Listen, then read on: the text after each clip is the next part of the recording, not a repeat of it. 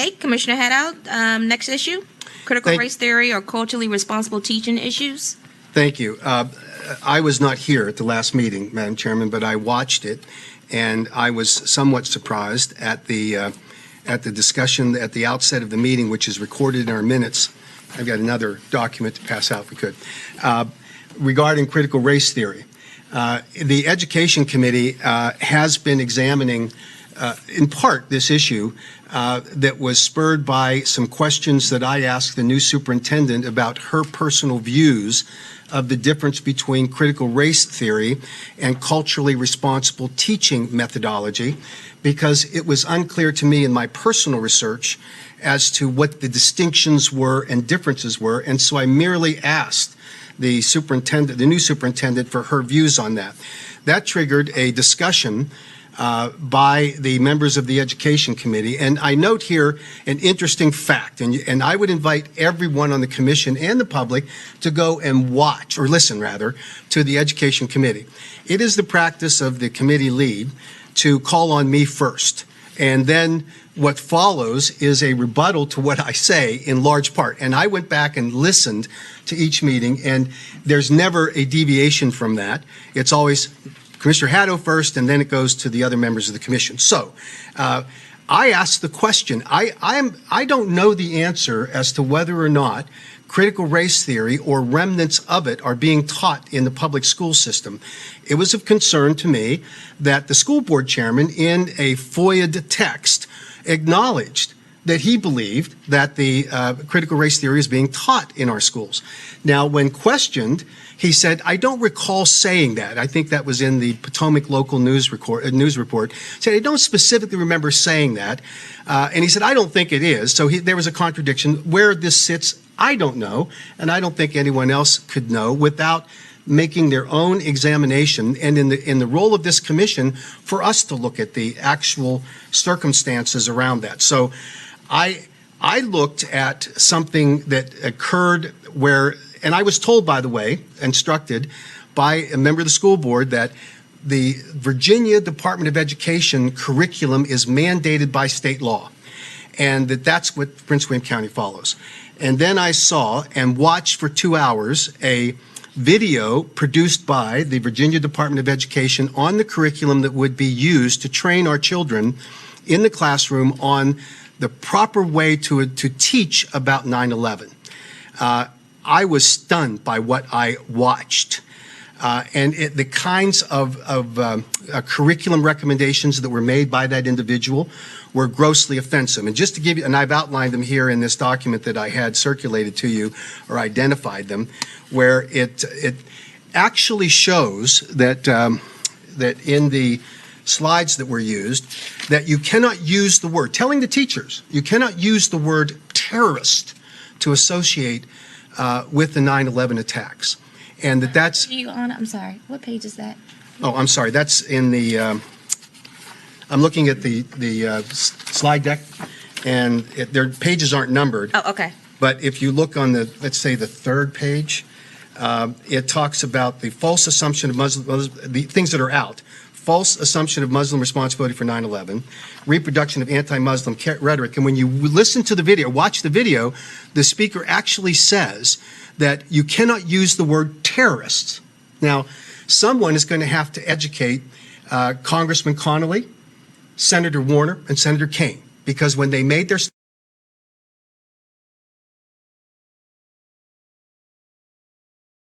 that I've included that in the document here on the front page, they called the people that perpetrated the 9/11 attack on the United States, called them terrorists.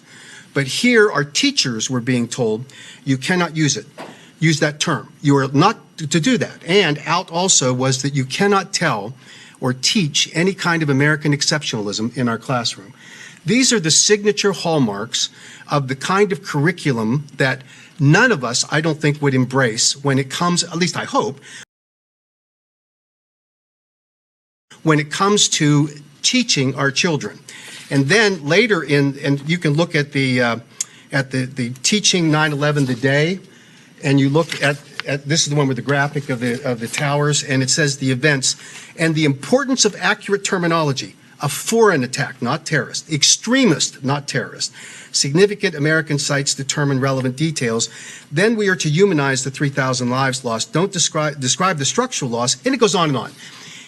When you see and you hear the associated direction and instruction from this individual, it was amazing to listen and hear that this is what our teachers were being instructed with respect to curriculum on 9/11. At the last page of the PDF, it says, teaching is a political act. Teaching should be the instruction of our children about history, about the civics. It ought to be about process, getting there. I don't think that teaching is a political act at all. In fact, I reject that notion. And yet, this was the material that was circulated by the Virginia Department of Education. When I raised this in the Education Committee, I was told, well, wait a minute, we don't have to follow that. That's not, we don't do that in Prince William County. Now, that contradicted directly what I was instructed on earlier, that when it comes to critical race theory, that the state mandates whatever the curriculum is, whatever it is, and whether if it includes elements of that. That's, of course, very distressing and furthers the confusion. I have studied all of the material that I can find on the Virginia Department of Education website.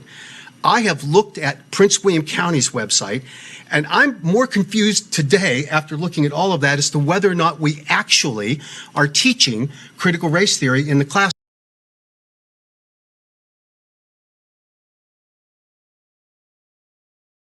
Now, in the context of the Education Committee meeting, a staff member, Ms. Borgos, went on to explain all of these things to me about how, we don't use that, we're developing it, and there's a lot of things. Now, I will point out one interesting thing. While I was in this discussion, I was told by a member of the Education Committee that I use a different kind of English in my speech.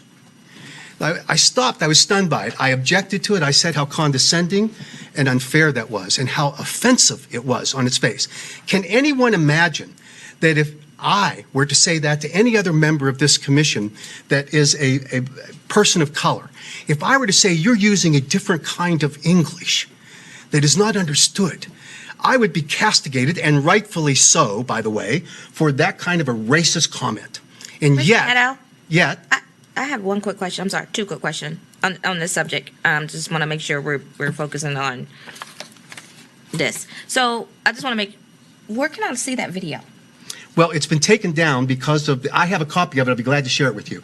It's been taken down by the Virginia Department of Education because of the international outrage that was generated by it. But it's 2 hours long, and it was available to all teachers. And in fact, they were encouraged, all teachers were encouraged to watch it. And as I understand it, and I called the Virginia Department of Education, I was told this was a curriculum that was recommended and approved, and it was only after the outcry internationally that it was done. So anyway, get back to the point. Ms. Borgos, after I was told that I use a different kind of English, started talking about intersectionalism. Now, that's an interesting word.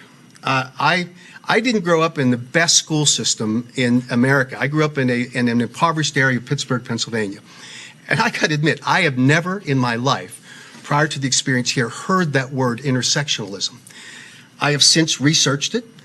I'm deeply concerned that if anyone wants to make a defense that we are not teaching critical race theory and we are weaving into the discussion of culturally responsible teacher training words like intersectionalism and all that it means, and you can find the definitions for what it means, you can see who originated its application in the development of critical race theory curriculum, you're going to find disturbing information. And so I think it's an open question as to whether we're teaching critical race theory in our schools. I don't know, but I don't think it can be definitively said by anyone, as it was, Madam Chairman, respectfully, your view at the beginning of the meeting that we're not, and that that wasn't part of the Commission's view or purview. I think it is. I think that it's a legitimate discussion point. It's one that we ought to examine, and that we ought to do what we can in order to identify where it is inappropriately perhaps being taught, and identify whether it is or is not. But we can't do that if we simply tell people you cannot come here to discuss it. And that's the message that at least I got from that. And I would, one last thing on this point. During the discussion, on this issue. And in the last Education Committee, we had a presentation from a black presenter about his view of various kinds of things that are related to failures of our education system. And thankfully, Madam Chairman, you saw the merit of what he was saying and invited him to come and speak to the entire commission, because he talked about non-educational things that impact the ability of a student to be successful, a child of color to be successful in the school system, that are unrelated to the curriculum or the teaching or the opportunities they have, and really relate to socioeconomic issues. And so I'm grateful for that.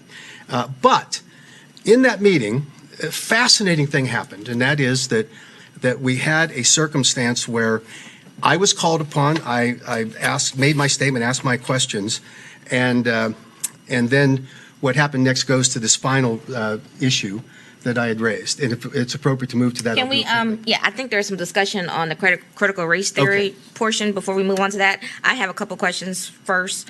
So just to clarify, or actually a clarification, this slide was on the Virginia Department of Education's website and given to teachers, or? Okay. Yes, and available for teachers, 2-hour video, and then the PowerPoint was associated with that, yes. Okay, and did the school board recommend that the teachers, or, I mean, I'm just trying to get an understanding. It was just on the Virginia, it was just on the website. If a teacher wanted to go there, they can go there. If not, it wasn't mandatory? I don't know if it was mandatory. I know that it was widely distributed and advertised, and the conflict I saw was that I was told that it's the state that mandates this, and then when I objected to this, they said, well, we don't follow that in Prince William County. There was no mandate. So that is utterly confusing to me as to whether there are standards that protect us. Were the teachers required to do this or not? I don't know. I think we should find out. Okay. I'm just saying for the record, I know I'm doing my own personal research because of the outcry and the uproar, and I just kind of want to know and have a intellectual and educated understanding the difference between critical race theory and cultural responsive training. I have been asking questions, so I think there are some. I think we all kind of need to kind of do our own research on this. School Board Member Williams. Thank you, Madam Chair. I want to again reiterate, because it is my position to do so, and I represent the school division, to say again that critical race theory is not being taught in our schools. This has been echoed and stated publicly by our superintendent. Her personal belief does not mean that it is being taught in our school division. This was also publicly stated by our Secretary of Education, by our state superintendent, and it is not found in any curriculum standard at all. Because critical race theory is indeed a graduate level law course.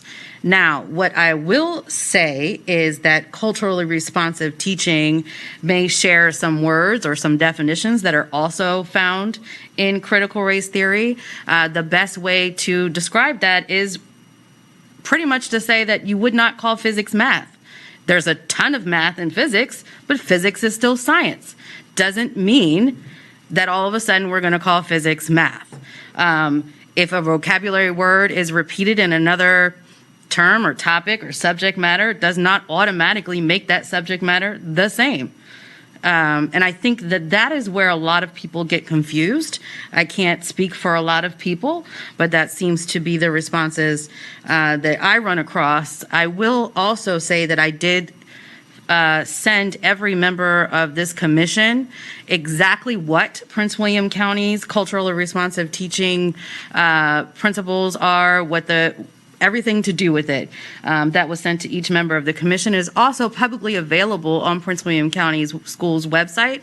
If you go on to the main homepage, there is a section that is dedicated specifically for that, where anyone can go and read exactly what is currently being used.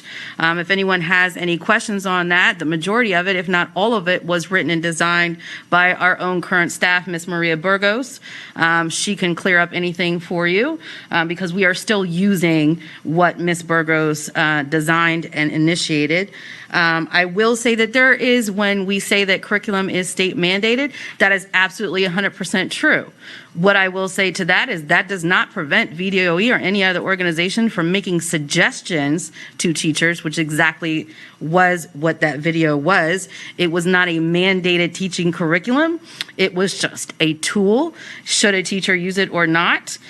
It was widely distributed in the sense that it was posted on the website, not that the superintendent or any school principal said you must use this. In fact, it has been publicly stated by school board member Justin Wilk, and a committee has been formed to look at how Prince William County across the board teaches 9/11 in schools.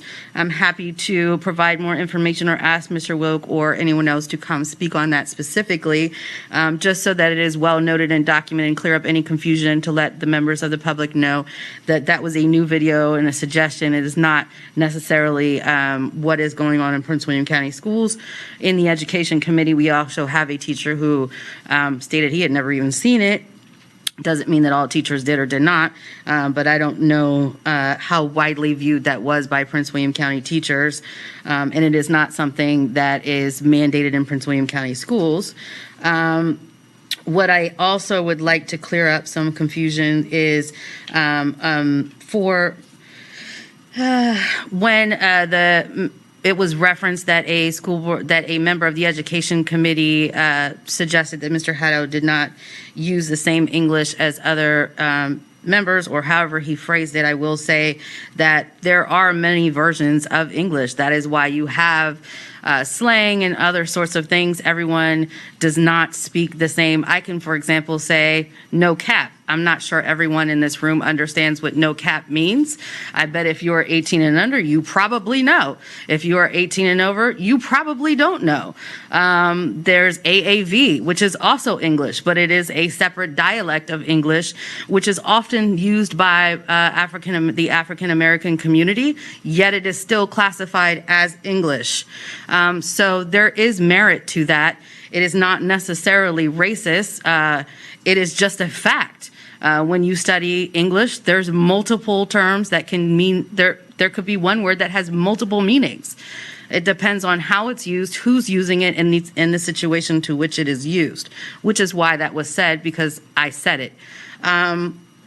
What else I will say is that, Mr. Lott's presentation, which was the gentleman who has been asked to present before the full education committee, I was there and present.